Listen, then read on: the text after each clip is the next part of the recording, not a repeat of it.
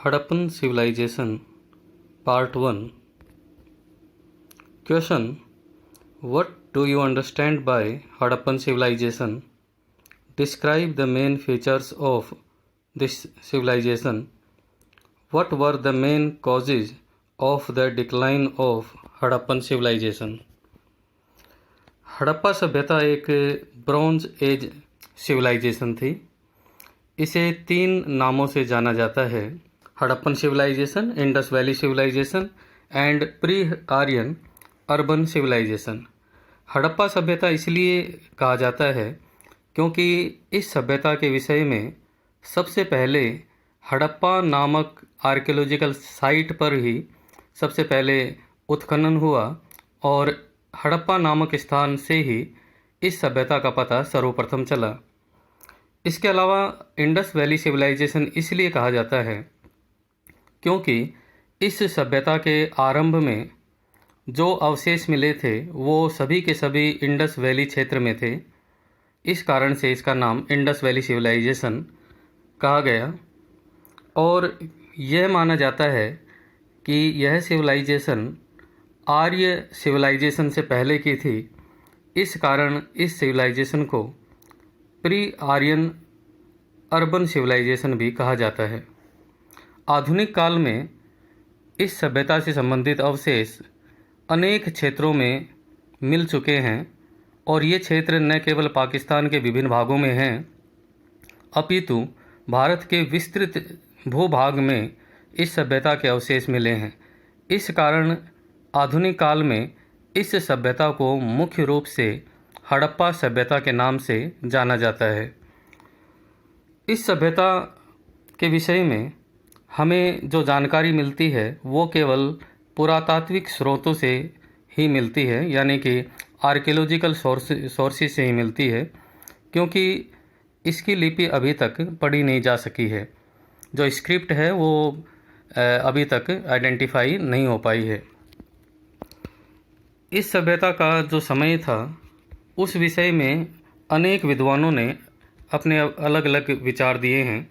जैसे sir John Marshall और S.K. Mukherjee ने इस सभ्यता का काल समय 3250 BC टू 2750 BC माना है। इसी प्रकार M.S. वत्सन ने 3500 BC और सर R.E. मॉर्टिमर व्हीलर ने इस सभ्यता का समय 2500 से 1500 BC के मध्य का माना है।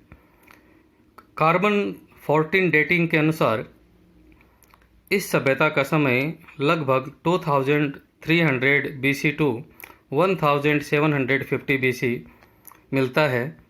कुल मिलाकर के यह कहा जा सकता है कि यह सभ्यता 3250 BC से लेकर 1750 BC के दरमियान रही होगी। Race of Harappan people, Harappa सभ्यता के लोगों की नस्ल। इस संबंध में भी विद्वानों के अलग अलग विचार रहे हैं, लेकिन अधिकांश इतिहासकार इस बात पर सहमत हैं कि वे अनेक नस्लों से संबंधित थे, जैसे मंगोलायड, ऑस्ट्रेलायड, मेडिटेरियन और अल्पिनायड। सभ्यता की खोज, डिस्कवरी ऑफ सिविलाइजेशन। सबसे पहले एक विद्वान चार्ल्स मेसन, इन्होंने 1826 AD में इस बात का उल्लेख किया था कि पाकिस्तान के हड़प्पा मोहनजोदड़ो क्षेत्र में कोई प्राचीन सभ्यता रही होगी, लेकिन उनकी इन बातों पर ध्यान नहीं दिया गया। 1856 में इस क्षेत्र में रेलवे लाइन बिछाते समय अनेक आर्कियोलॉजिकल एविडेंसेस मिले, लेकिन इस बार भी इस पर ध्यान नहीं दिया गया। 1873 में अलेक्जेंडर कनिंघम द्वारा हड़प्पा क्षेत्र से अनेक पुरातात्विक सामग्री प्रकाशित की गई, लेकिन इसके बावजूद भी इस क्षेत्र में आर्कियोलॉजिकल सर्वे का कार्य आरंभ नहीं हो सका। 1912 में J.M. फ्लीट द्वारा एक पेपर पब्लिश करवाया गया। इसके बाद 1921 सर जॉन मार्शल के आदेश पर दयाराम साहनी के द्वारा हड़प्पा का एक्सकेवेशन किया गया और अनेक प्रकार की पुरातात्विक सामग्री प्राप्त की गई, जिससे इस सभ्यता के विषय में पता चला।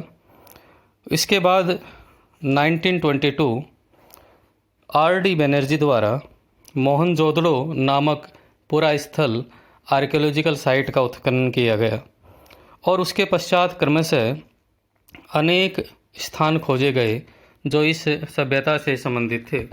मेन साइट्स और एक्सटेंट। हड़प्पन सभ्यता की अनेक पुरातात्विक स्थल खोजे जा चुके हैं और उनमें से बहुत ज़्यादा पुरा स्थल ऐसे हैं, आर्कियोलॉजिकल साइट ऐसी हैं जिनका उत्खनन भी किया जा चुका है। जो स्थान उत्खनित हैं, एक्सकेवेटेड हैं, उनमें अनेक स्थान पाकिस्तान में हैं और अनेक भारत में भी हैं। आप बच्चों ये सभी नाम लिख सकते हैं। Features of Harappan civilisation.